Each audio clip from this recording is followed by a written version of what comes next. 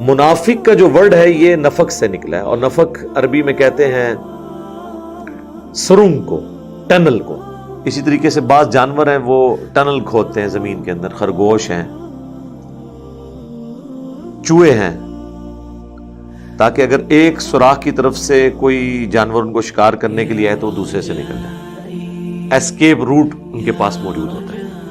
منافق کو منافق اس لیے کہا جاتا ہے کہ اس کے بھی دو رخ ہوتے ہیں، جیسے ایک سرنگ کے دو رخ ہیں۔ ایک رخ اس کا وہ ہوتا ہے جو مسلمانوں کی طرف ہوتا ہے، ان کو خوش کرتا رہتا ہے ہر وقت۔ ان کو کہیں پہ اگر پتہ چل جائے یا کہیں پہ خدشہ ہو کہ یہ دو نمبری کر رہا ہے، یہ اندر سے ٹھیک نہیں ہے، تو اس کی وہ چاپلوسی شروع کر دے گا۔ اور دوسرا رخ اس کا ہوتا ہے کافروں کی طرف، جہاں وہ ان کو تسلی دیتا ہے کہ بھی میں تمہارے ساتھ ہوں، کچھ حالات و واقعات ہیں، کل کو برا وقت آیا تو ہم آپ کے ساتھ کھڑے ہوں گے۔ اور جب ان پہ برا وقت آتا ہے ان کے ساتھ کھڑے نہیں ہوتے، اور جب مسلمانوں پہ برا وقت آتا ہے وہ ان کے ساتھ کھڑے نہیں ہوتے۔ منافق بیسیکلی دنیا دار ہوتا ہے، بیٹر فیکٹس آف لائف، جو تلخ حقائق ہیں زندگی کے، ان کو وہ فیس نہیں کر سکتا۔ جو تلخ حقائق کو فیس کر سکے وہ یا کافر ہوتا ہے یا مسلمان ہوتا ہے۔ اسی لیے آپ دیکھ لیں ابو جہل نے اپنے باطل عقیدے کے لیے گردن کٹا دی، عبداللہ ابن ابی اس کے لیے تیار نہیں ہوا، کیونکہ وہ منافق تھا، وہ کافر تھا۔ اسی طریقے سے مسلمانوں میں تو کئی صحابہ ہیں جنہوں نے اپنی جان لوٹائی ہے اللہ کی راہ کے اندر۔ اس لیے منافق جو ہے اللہ کے نزدیک کافروں سے بھی بدتر ہے۔ کافر پھر بھی کسی بنیاد پہ کھڑا ہے، غلط نظریے پہ ہی صحیح، لیکن ایک جگہ کھڑا تو ہے نا۔ اور کافر مسلمانوں کے لیے زیادہ خطرناک نہیں ہوتا، کیوں؟ اس لیے کہ اس کا کفر عیاں ہے۔ منافق اس لیے ہمارے لیے نقصان دہ ہوتا ہے، اہل ایمان کے لیے، مسلمانوں کے لیے، کہ وہ اوپر سے مسلمان ہے، لوگ اسے مسلمانوں کی طرح ٹریٹ کر رہے ہیں اور اندر سے وہ جڑیں کاٹ رہے ہیں۔ آج کی ڈیٹ میں ہم کسی کو منافق کہہ نہیں سکتے۔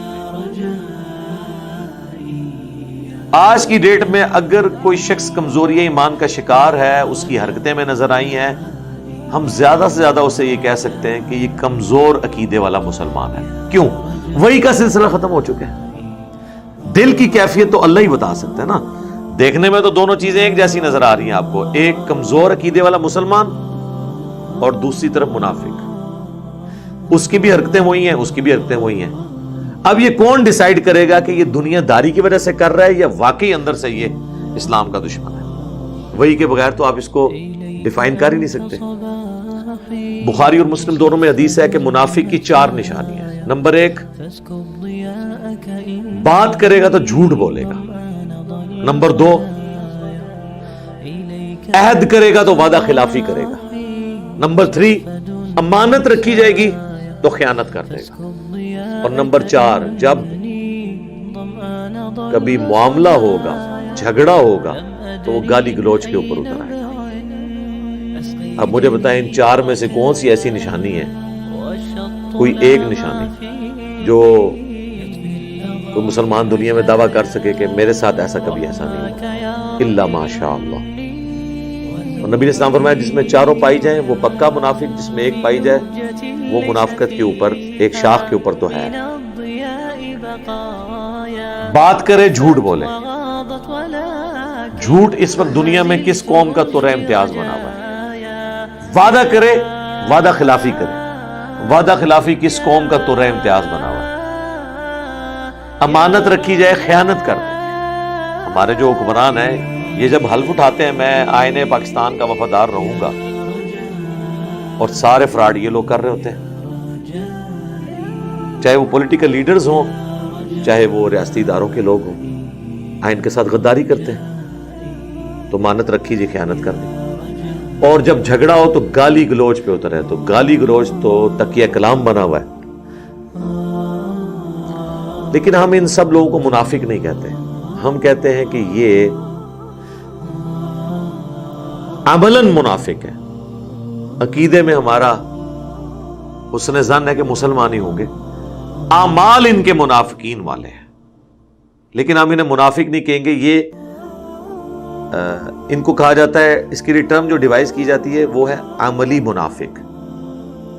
اور دوسرا ہوتا ہے اعتقادی منافق. اعتقادی منافق نبی علیہ السلام کے زمانے میں تھے جو وحی کے ذریعے بتا دیا گیا, عبداللہ ابن ابی یا اس کے ساتھی. آج تو ہم کسی کو نہیں کہہ سکتے کہ یہ منافق ہے. ہو سکتا ہے عقیدے میں بھی کئی ہمارے ساتھ منافقین ہو, ہمیں پتہ نہیں ہے. کئی امام مسجد اور خطیب اور مفتیاء پاکستان میں نہیں پکڑے گئے جن کے ختنے بھی نہیں ہوئے تھے, وہ روا کے ایجنٹ تھے. ان کی خاطر تو کتنے لوگوں نے عوام الناس سے جھگڑے بھی کیے ہوں گے مفتی صاحب کی عزت افزائی کے لیے کہ جی آپ کو مفتی صاحب سے بات کرنے کی تمیز نہیں ہے, اور پتہ یہ بعد میں چلا کہ مفتی صاحب کے تو ختنے ہی نہیں ہوئے ہوئے, یعنی وہ ہندو تھے, مسلمان بنے ہوئے تھے اوپر سے. وہ آج کی ڈیٹ میں جب تک ایون ختنے بھی چیک ہو جائیں پھر بھی وہ کنفرم نہیں ہے, ختنے کرا کے بھی آ سکتا ہے کوئی ایجنٹ. تو آج کی ڈیٹ میں آپ یہی کہیں گے کہ عملاً منافق ہے, اعتقاداً تو ہم نہیں کہہ سکتے. عملاً تو مسلمان بھی کافر بھی ہو سکتا ہے. ایک عملی کافر ہے, ایک اعتقادی کافر ہے. اعتقادی کافر جس طرح ہم کہتے ہیں ہندو ہیں, عیسائی ہیں, بدھسٹ ہیں, یہودی ہیں, یہ سب.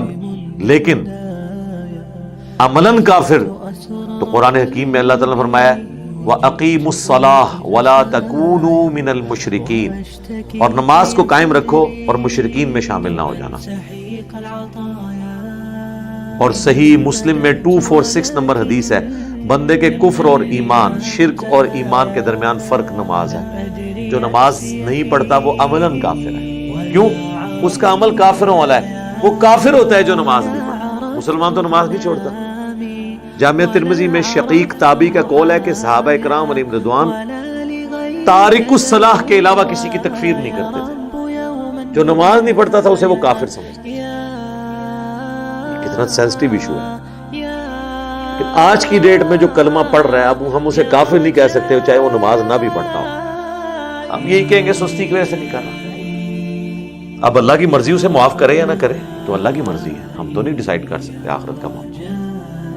لیکن اسے بتائیں کہ بھائی عملاً تم کافر ہو, تمہارا عمل کفر والا ہے. اللہ کی مرضی کسی کو چھوڑ دے کسی کو پکڑ لے, وہ اللہ کی مرضی ہے. خیر یہ پیورلی ٹیکنیکل بحث ہیں. علماء عرب نے تو فتویٰ دیا ہے کہ جو بندہ سرے سے نماز نہیں پڑھتا وہ دار اسلام سے خارج ہے, اس کا جنازہ بھی نہیں پڑھا جائے گا, اس کو کوئی مسلمان بچی بھی نہیں دے سکتا, وہ جسٹ لائک ایتھیسٹ ہندو اور بدھسٹ ٹریٹ ہوگا. علماء عرب کا یہ فتویٰ ہے. آلموسٹ یہی فتویٰ امام شافعی, امام احمد بن حنبل کا ہے.